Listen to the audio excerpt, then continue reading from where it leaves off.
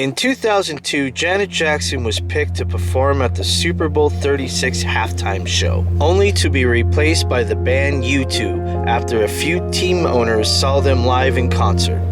The following year, Janet Jackson was completely overlooked for Super Bowl 37. Subsequently, she was announced as the headliner of the 2004 Super Bowl 38 halftime show.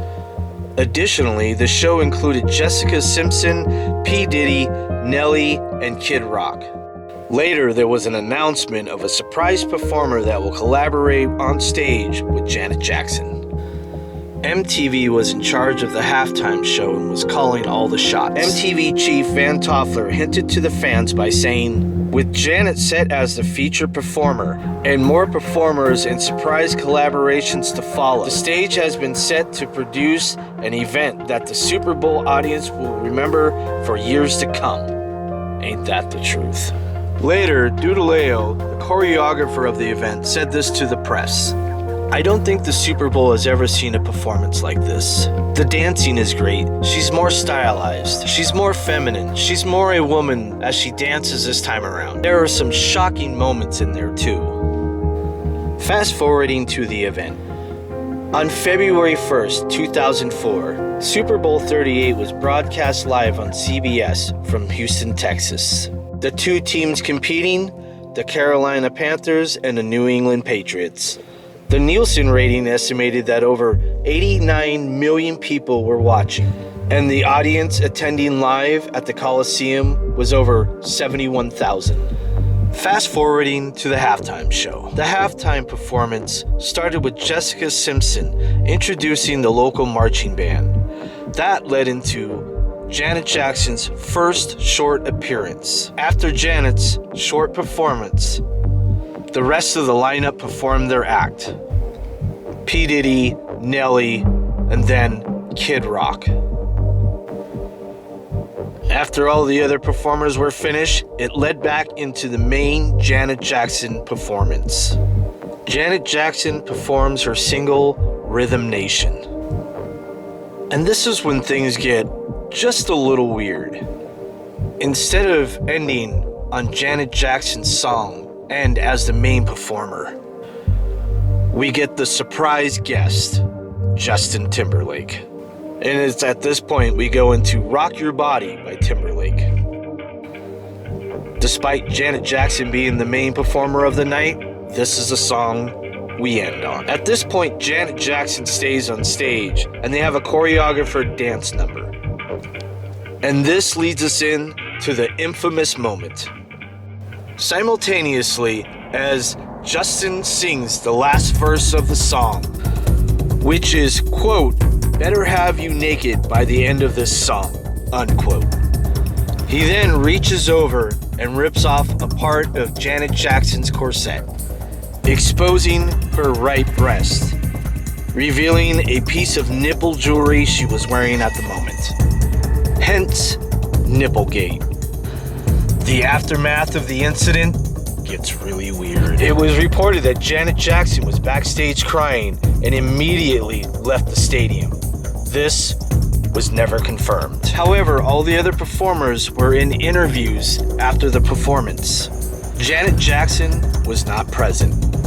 Immediately, MTV put out a statement saying, "At the time of the report, MTV thought the shock was going to be the as yet an unannounced appearance of Justin Timberlake as part of Janet's performance. Janet Jackson's subsequent performance was not what had been rehearsed, discussed, or agreed to with MTV."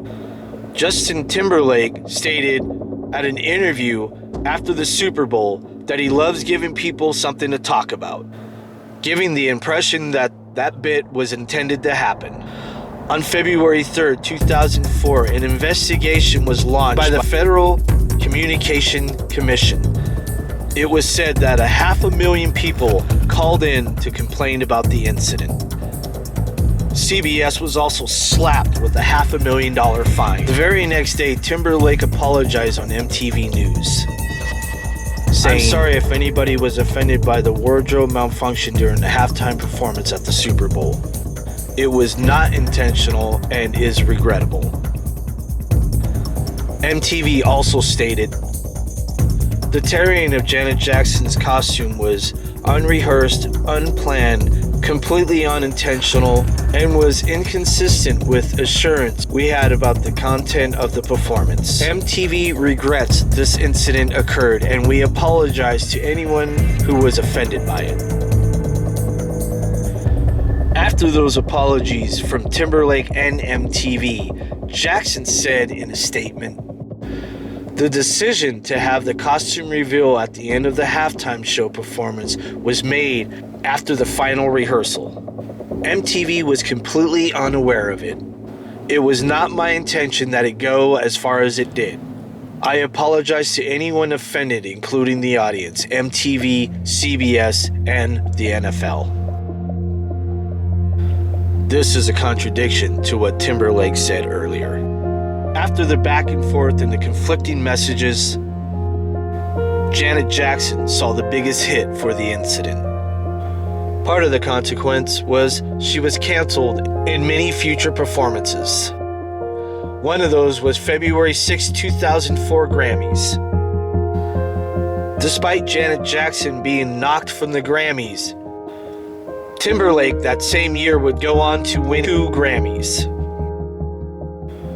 March 22nd, 2004, Janet Jackson came out with her new album. It was her lowest selling album since 1984.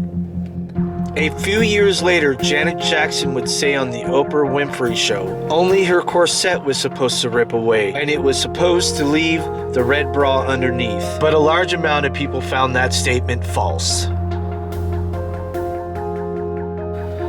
Many stated that the costume ripped away too cleanly. This event would be an ongoing detriment to Janet Jackson's career, although there have been many people that have come out in Janet Jackson's defense. In 2014, the FCC chairman stated that Janet Jackson was treated really unfairly.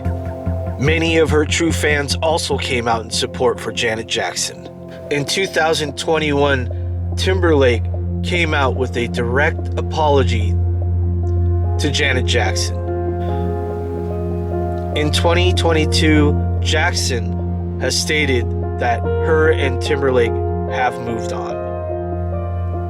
Even up to this very point, it is really unclear on whose decision it was to tear away the corset and expose Janet Jackson's right breast. Was this some sort of retaliation for Janet Jackson being replaced by the band U2 in 2002 and also being overlooked in 2003 for Super Bowl 37?